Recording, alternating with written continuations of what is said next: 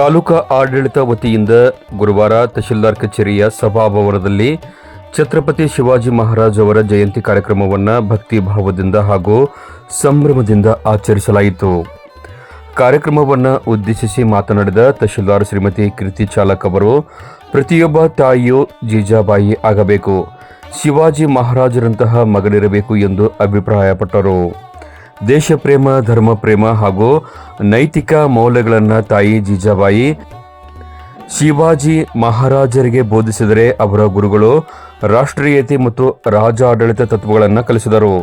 ಮೊಘಲರ ವಿರುದ್ಧ ಹೋರಾಡಿದ ಶಿವಾಜಿ ಮಹಾರಾಜರು ಪರಸ್ತ್ರೀಯರನ್ನ ಗೌರವದಿಂದ ಕಾಣುತ್ತಿದ್ದ ಮಹಾನ್ ವ್ಯಕ್ತಿತ್ವದವರು ಎಂದು ಹೇಳಿದರು.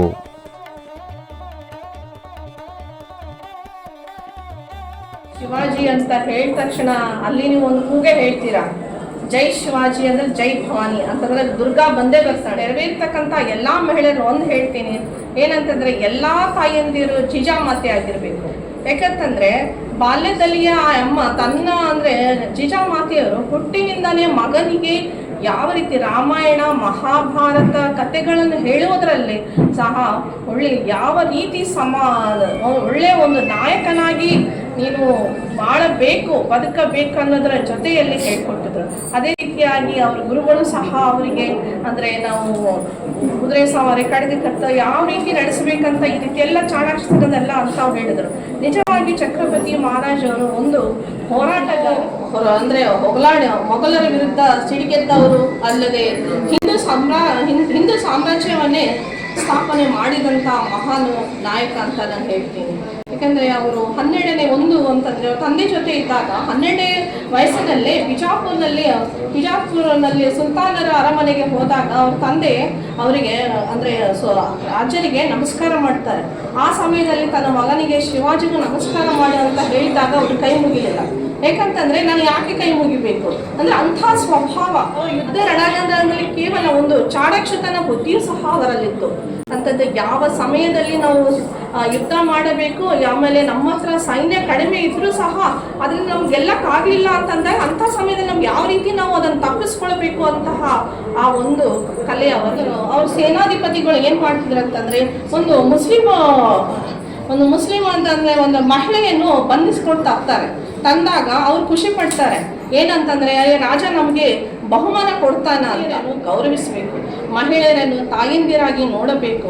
ಈ ಮಹಿಳೆ ಅವಳಿಗೆ ಅವಳ ಬಂಧನದಿಂದ ಮುಕ್ತ ಮಾಡಿ ಆ ಹಿಂದೂ ಅಂದ್ರೆ ಆ ಮುಸ್ಲಿಂ ಮಹಿಳೆಗೆ ತಾಯಿ ಅಂತ ಪೂಜಿಸಿ ಅವಳನ್ನ ಇವರಿಂದ ನನ್ನನ್ನು ಕ್ಷಮಿಸಿ ಅಂತಂದ್ರೆ ಅವ್ರ ಪರವಾಗಿ ಸೈನಿಕರ ಪರವಾಗಿ ಕ್ಷಮೆ ಕೇಳೋದಲ್ಲೇ ತನ್ನ ರಾಜ್ಯದ ಲಾಂಛನವನ್ನು ಕೊಟ್ಟು ಅವಳಿಗೆ ಮರ್ಯಾದೆಯಿಂದ ಅವಳಿಗೆ ಬಿಡುಗಡೆ ಮಾಡಿದಂತ. ಅಂದ್ರೆ ಇದು ಯಾಕೆ ಹೇಳ್ತಾ ಇದ್ದಾರೆ ಅಂದ್ರೆ ಅವರಿಗೆ ಸ್ತ್ರೀಯರ ಬಗ್ಗೆ ಅಷ್ಟೊಂದು ಗೌರವ, ಅಭಿಮಾನ, ಸ್ತ್ರೀಯರವರು ಅಕ್ಕ ತಂಗಿ ತಾಯಿಯಂದಿರಂತ ಒಂದು ಮನೋಭಾವ ಅವರಲ್ಲಿತ್ತು.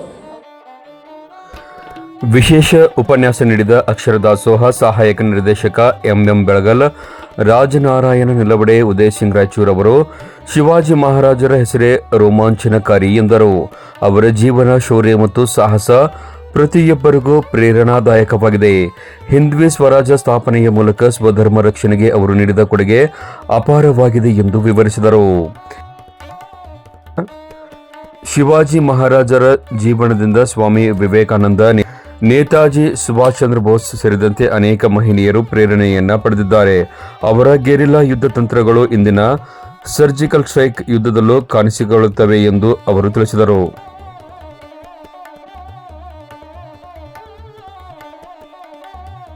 ಸಾಕಷ್ಟು ಜನ ರಾಜರು ಆಳಿ ಹೋಗಿದ್ದಾರೆ. ಆದರೆ ಶಿವಾಜಿ ಮಹಾರಾಜರು ಅಂದ ಕೂಡಲೇ ಬಹುತೇಕ ಚಿಕ್ಕ ಮಕ್ಕಳಿಂದ ಹಿಡ್ಕೊಂಡು ಇವತ್ತಿನ ಸಾಯುವಂತ ಒಬ್ಬ ಮುದುಕರವರೆಗೂ ಕೂಡ ಒಂದೇನೋ ಮೈಯಲ್ಲಿ ರೋಮಾಂಚನ ಆಗ್ತದ. ಒಂದು ಹೆಸರೇ ಒಂದು ನಮ್ಮ ಇತಿಹಾಸ, ಹೆಸರೇ ಒಂದು ಚರಿತ್ರೆ, ಹೆಸರೇ ಒಂದು ನಮಗೆ ಸ್ಫೂರ್ತಿ. ಯಾಕೆ ಇವರನ್ನು ನಾವು ಸ್ಮರಿಸಬೇಕು, ಅವರ ಜಯಂತಿಯನ್ನು ಯಾಕೆ ಮಾಡಬೇಕು ಅನ್ನೋದರ ಕುರಿತಾಗಿ ಹೇಳಬೇಕು ಅಂದ್ರೆ ಬಹುತೇಕ ಜಗತ್ತಿನಲ್ಲಿ ಸಾಕಷ್ಟು ಜನ ಚಕ್ರವರ್ತಿಗಳು ಆಗಿ ಹೋಗಿದ್ದಾರೆ. ಮಹಾರಾಜ ಶಿವಾಜಿ ಅವರನ್ನು ನಾವು ಯಾಕೆ ಸ್ಮರಿಸಬೇಕು ಅಂತಂದ್ರೆ ಇವರೆಲ್ಲರಿಗೂ ಕೂಡ ಶ್ರೇಷ್ಠವಾಗಿರ್ತಕ್ಕಂತಹ ವ್ಯಕ್ತಿತ್ವ ಶಿವಾಜಿ ಮಹಾರಾಜರು. ಯಾಕಂದ್ರೆ ಆ ಎಲ್ಲ ರಾಜರು ಕೂಡ ಸ್ವರಾಜ್ಯವನ್ನ ಉಳಿಸ್ಕೊಳ್ಬೇಕು ಅನ್ನುವಂತ ಒಂದು ಕಲ್ಪನೆಯಿಂದ ಹೋರಾಡಿದರೆ ಹೊರತು ಶಿವಾಜಿ ಮಹಾರಾಜರು ಸ್ವರಾಜ್ಯದ ಕಟ್ಟುವುದರ ಮುಖೇನ ಸ್ವಧರ್ಮವನ್ನು ಕಟ್ತಕ್ಕಂಥ ಒಂದು ಕೆಚ್ಚೆದೆಯಿಂದ ಹೋರಾಡಿರ್ತಕ್ಕಂಥ ಶ್ರೇಷ್ಠ ವ್ಯಕ್ತಿ ಯಾರಾದ್ರೂ ಈ ಭೂಮಿ ಮೇಲೆ ಇದ್ರು ಅಂತಂದ್ರೆ ಅವರು ಶಿವಾಜಿ ಮಹಾರಾಜರು ಒಬ್ಬರೇ ಅಂತ ಒಂದು ಸಾರಿ ಪ್ರವಚನಕ್ಕೆ ಹೋದಂತ ಸಂದರ್ಭದಲ್ಲಿ ಮದ್ರಾಸ್ನ ಒಬ್ಬ ಪ್ರಜೆ ಮಾತಾಡ್ತಾರೆ ಶಿವಾಜಿ ಮಹಾರಾಜರ ಬಗ್ಗೆ ಸ್ವಲ್ಪ ಕನಿಷ್ಠವಾಗಿ ಮಾತಾಡಿದಾಗ ಸ್ವಾಮಿ ವಿವೇಕಾನಂದರು ಒಂದು ಮಾತನ್ನ ಹೇಳಿ ಆ ವ್ಯಕ್ತಿಗೆ ಬೈಯೋದಲ್ಲದೆ ಇವತ್ತು ಭಾರತ ದೇಶದಲ್ಲಿ ಹಿಂದೂ ಸಾಮ್ರಾಜ್ಯ ನಾನು ನೀವು ಉಳ್ಕೊಂಡಿದೀವಿ ಅಂತಂದ್ರೆ ಶಿವಾಜಿ ಮಹಾರಾಜರೇ ಅದಕ್ಕೆ ಸ್ಫೂರ್ತಿ ಅಂತ ಹೇಳಿ ವೇದಾಂತ ಕೇಸರಿ ಪುಸ್ತಕದಲ್ಲಿ ಅದನ್ನ ದಾಖಲು ಮಾಡಿರ್ತಕ್ಕಂಥದ್ದನ್ನ ನಾವೆಲ್ಲರೂ ಕೂಡ ನೋಡ್ತಾ ಇದ್ದೇವೆ. ಜೊತೆಗೆ ನೇತಾಜಿ ಸುಭಾಷ್ ಚಂದ್ರ ಬೋಸ್ ಅವರು ಕೂಡ ಒಂದು ಮಾತನ್ನ ಹೇಳ್ತಾರೆ, ಇವತ್ತು ಆಜಾದ್ ಹಿಂದ್ ಫೌಜ್ ಅನ್ನ ನಾನು ಕಟ್ಟಬೇಕು ಅಂತಂದ್ರೆ ಅದಕ್ಕೆ ಸ್ಫೂರ್ತಿ ಯಾರಾದ್ರೂ ಇದ್ರೆ ಅದು ಶಿವಾಜಿ ಮಹಾರಾಜರು ಅಂತ ತಮ್ಮ ಒಂದು ಪ್ರಣಾಳಿಕೆಯಲ್ಲಿ ಬರ್ಕೊಳ್ತಾರೆ. ಪಾಕಿಸ್ತಾನದ ಮೇಲೆ ಏನು ಸರ್ಜಿಕಲ್ ಸ್ಟ್ರೈಕ್ ಅನ್ನ ಮಾಡ್ತಕ್ಕಂತ ಕಲ್ಪನೆ ಹುಟ್ಟಿ ಹಾಕಿದ್ದು ತೋರಿಸಿಕೊಟ್ಟಿದ್ದು ಶಿವಾಜಿ ಮಹಾರಾಜರು ಅಂದ್ರೆ ತಪ್ಪಾಗ್ಲಿಕ್ಕೆ. ಒಳಗೆ ಒಂದು ಕವಚ ಧರಿಸಿಕೊಂಡ, ತನ್ನ ಕಿಸೆಯಲ್ಲಿ ಬಾಗ್ ನಕ್ ಅಂತಾರೆ ಮರಾಠಿ ಒಳಗೆ, ಸಂಸ್ಕೃತದಲ್ಲಿ ವ್ಯಾಘ್ರ ನಕ ಅಂತಾರೆ, ಹುಲಿ ಉಗುರುಗಳನ್ನು ಇಟ್ಕೊಂಡ್ಬಂದ. ಹುಲಿ ಉಗುರುಗಳನ್ನು ಕಿಸೆಯಲ್ಲಿ ಇಟ್ಕೊಂಡ್ಬಂದ. ತನ್ನ ಶರ್ಟ್ ಒಳಗೆ ಆತ ಕವಚ ಹಾಕೊಂಡ್ಬಂದ, ಕಬ್ಬಿಣದ ಕವಚವನ್ನು.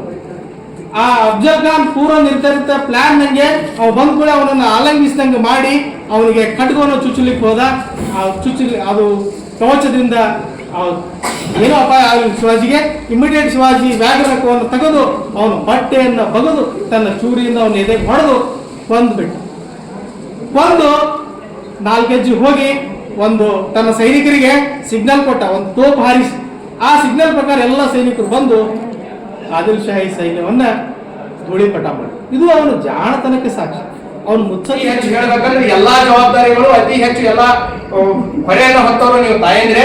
ನಮಗ್ ಒಂದೇ ಒಂದು ಆಚರಣೆ, ಹೋಳಿ ಹುಣ್ಣಿಮೆ ಒಂದು ಬಿಟ್ರೆ 12 ದಿನದಲ್ಲಿ ಒಂದು ಬಿಟ್ರೆ ಇನ್ನೆಲ್ಲ ಜವಾಬ್ದಾರಿಗಳು ಸಮಾಜ ನಿಮ್ಗೆ ಕೊಟ್ಟವು. ನಮ್ಗೆ ಯಾವ ಜವಾಬ್ದಾರಿ ಇಲ್ಲ. ಪ್ರಕೃತಿ ತಾಯಿ, ಭೂಮಿ ತಾಯಿ, ನಮ್ಮ ಹೆತ್ತವ ತಾಯಿ. ನಮ್ ಕೆಲಸ ಅಂದ್ರೆ ನೀವು ಹೆಂಗೆ ನಿರ್ಮಾಣ ಮಾಡ್ತೀರಿ, ನೀವು ಹೆಂಗೆ ಉಳಿಪೆಟ್ಟು ಕೊಡ್ತೀರಿ, ಒಳ್ಳೇದನ್ನ ಕೊಟ್ರೆ ಒಳ್ಳೇದನ್ನ ತಗೊಳ್ತೀರಿ. ನೀವು ಹೇಳ್ದಂಗೆ ಮಾಡೋದಿಲ್ಲ ನಾವು, ನೀವು ಹೆಂಗ್ ಮಾಡಿದ್ರೆ ಹೆಂಗ್ ಮಾಡ್ತೀವಿ ನಾವು. ಮಕ್ಕಳಿಗೆ ನೋಡ್ರಿ, ನೀವು ಹೇಳ್ದಂಗೆ ಮಾಡೋದಿಲ್ಲ ಅವರು. ನೀವೇನ್ ಮಾಡ್ತಿರ್ತಾರ ಅದನ್ನ ಮಾಡ್ತಾರೆ. ಸಣ್ಣ ಗಂಡು ಹುಡುಗೈತೆ ಹೆಣ್ಣು ಹುಡುಗೈತೆ ಗೊತ್ತಿಲ್ಲ, ಅವ್ರ ರೊಟ್ಟಿ ಬಿಡಾಕಿಲ್ಲ, ಅವ್ರ ರೊಟ್ಟಿ ಬಂದು ನಿಮ್ ಕೈ ಬಿಡ್ತಿರ್ತದೆ. ಅದಕ್ಕೆ ಇಲ್ಲಿ ಮಾತೃ ಶಿಕ್ಷಣ ಈ ರಾಷ್ಟ್ರದೊಳಗ ದೇಶೀಯ ಮೂಲದೊಳಗ ಮಾತೃ ಶಿಕ್ಷಣ ಬರಬೇಕು. ತಾಯಂದಿರು ನಮಗೆ ಸುಗಮ ಮತ್ತು ಸಂಸ್ಕಾರಯುತ ದಾರಿಯನ್ನ ಶಿವಾಜಿ ಮಹಾರಾಜರಿಗೆ ಹೇಗೆ ಜೀಜಾಬಾಯಿ ಕೊಟ್ಟರು, ಹಂಗೆ ನೀವೆಲ್ಲ ತಾಯಂದಿರು ನಮ್ಗೆ ಉನ್ನತ ಮಾಡುವಂತಹ ಸಂಸ್ಕಾರಯುತ ಶಿಕ್ಷಣವನ್ನ ಕೊಟ್ಟು ನಮ್ಮನ್ನ ರಕ್ಷಣೆ ಮಾಡುವಂತ ಜವಾಬ್ದಾರಿ ಕೂಡ ನಿಮ್ಮ ಮಡಿಲೊಳಗೆ. ಶಿವಾಜಿ ಮಹಾರಾಜರ ಜಯಂತಿಯ ಅಂಗವಾಗಿ ಶಿವಾಜಿ ಮಹಾರಾಜರ ಭಾವಚಿತ್ರದ ಭವ್ಯ ಮೆರವಣಿಗೆ ಬಜಾರ್ ಹನುಮಾನ್ ಮಂದಿರದಿಂದ ಆರಂಭಗೊಂಡು ಹಳೆಯ ತಹಶೀಲ್ದಾರ್ ಕಚೇರಿಯ ಬಳಿಯ ಶಿವಾಜಿ ಮಹಾರಾಜರ ವೃತ್ತದಲ್ಲಿ ಭಗವಾ ಧ್ವಜಾರೋಹಣವನ್ನು ನೆರವೇರಿಸಲಾಯಿತು. ಬಳಿಕ ಮೆರವಣಿಗೆ ಬಸವೇಶ್ವರ ವೃತ್ತ ಮಾರ್ಗವಾಗಿ ತಹಶೀಲ್ದಾರ್ ಕಚೇರಿಯವರೆಗೆ ಸಾಗಿತು. ಈ ಸಂದರ್ಭದಲ್ಲಿ ಮರಾಠ ಸಮಾಜದ ಗೌರವ ಅಧ್ಯಕ್ಷ ರಾಜೇಂದ್ರ ಭೋಸ್ಲೆ, ತಾಲೂಕಾ ಉಪಾಧ್ಯಕ್ಷ ಅಣ್ಣಾಜಿ ಪವಾರ್, ರಾಘವೇಂದ್ರ ಘಾಟ್ಗೆ, ರಮೇಶ್ ತೋರತ್, ರವಿ ಭೋಸ್ಲೆ, ಶಿವಾಜಿ ಬಿಜಾಪುರ್, ಭರತ್ ಭೋಸ್ಲೆ, ಕೃಷ್ಣಾಜಿ ಪವಾರ್, ಮಾರುತಿ ನಿಲಬಡೆ, ಹನುಮಂತ್ ನಿಲಬಡೆ, ರಾಘವೇಂದ್ರ ನಿಲಬಡೆ, ಸಚಿನ್ ಸಾಳುಂಕೆ, ಧುರೀಣರಾದ ಕಾಶಿಭಾಯಿ ರಾಂಪುರ್, ಪ್ರಭು ಕಡಿ, ಮಾನಿಕ್ಚಂದ್ ದಂಡಾವತಿ, ಕಸಾಪ ಅಧ್ಯಕ್ಷ ಕಾಮರಾಜ್ ಬಿರಾದರ್, ಬಿಒ ಬಿಎಸ್ ಸಾವಳಗಿ, ಸೋಮನಗೌಡ ಸಾಲೋಡಗಿ, ಪ್ರೀತಿ ದೇಗ್ನಾಳ್, ಸಂಗಮ್ಮ ದೇವರಳ್ಳಿ, ಸುರೇಶ್ ಗೌಡ ಪಾಟೀಲ್, ಸಿದ್ದರಾಜ್ ಹೊಳಿ ಸೇರಿದಂತೆ ಮರಾಠ ಸಮಾಜ ಹಾಗೂ ಕ್ಷತ್ರಿಯ ಒಕ್ಕೂಟದ ಸದಸ್ಯರು ಮತ್ತು ಮಹಿಳೆಯರು ಭಾಗವಹಿಸಿದ್ದರು. ಕಾರ್ಯಕ್ರಮವನ್ನು ಶಿಕ್ಷಕ ಟಿಡಿ ಲಮಾನಿ ನಿರೂಪಿಸಿ ವಂದಿಸಿದರು.